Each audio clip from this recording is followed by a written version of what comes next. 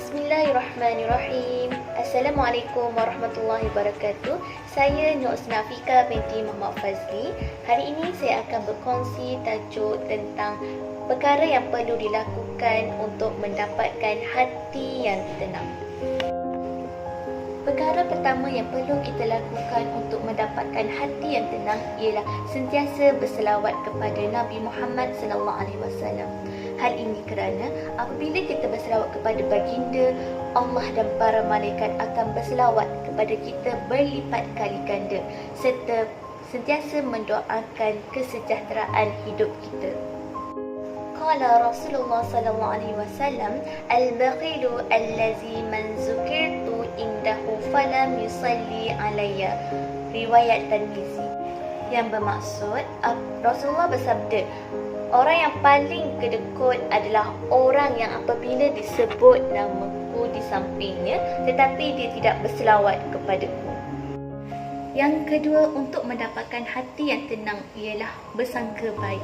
Kita mestilah sentiasa berfikiran positif walaupun ketika kita diuji oleh Allah. Hal ini kerana Allah menguji kita kerana dia tahu kita ni dapat menanggung bebanan yang diberikan olehnya. Apabila kita bersangka baik, kita dapat membersihkan hati kita daripada bintik-bintik hitam dan juga dapat mengelakkan kemungkaran daripada terus bersarang dalam hati kita. Yang ketiga ialah sentiasalah senyum. Sentiasalah senyum walaupun dalam hati yang terluka, kerana senyum merupakan satu ibadah di dalam Islam.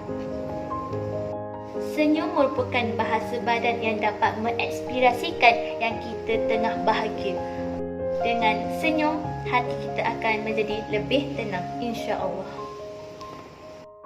Yang keempat yang perlu dilakukan untuk mendapatkan hati yang tenang ialah dengan tidak menyimpan dendam.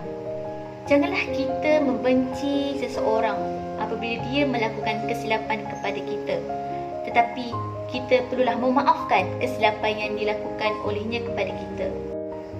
Justru hal ini membuatkan hati kita menjadi lebih tenang dan tidak perlu memikirkan hal yang remeh-temeh.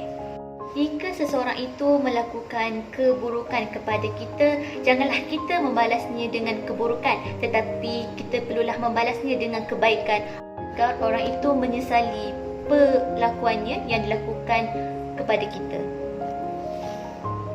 Terakhir, untuk mendapatkan hati yang tenang ialah tidak merungut. Janganlah kita banyak berkeluh kesah dalam kehidupan kita, tetapi sebaliknya memperbanyakkanlah berdoa kepada Allah. Allah berfirman dalam surah Ar-Rahman, A'udzu billahi minasyaitonir rajim. Bismillahirrahmanirrahim. Fabi'ayyi ala'i rabbikuma tukazziban. Sadaqallahul azim. Yang bermaksud, nikmat apakah lagi yang engkau dustakan? Kita hendaklah tidak berputus mengucapkan Alhamdulillah walaupun mendapat rezeki yang sedikit. Mana tahu dengan berkat kita tidak merungut, Allah melipatkan kali ganda dan meluaskan rezeki kita. Jadi sampai di sini sahaja yang saya ingin kongsikan mengenai perkara yang perlu dilakukan untuk mendapatkan hati yang tenang. Baik itu daripada Allah Subhanahu Wa Taala, yang buruk itu datang daripada saya sendiri. Dan saya akhiri dengan wabillahi taufiq wa hidayah. Wassalamualaikum warahmatullahi wabarakatuh.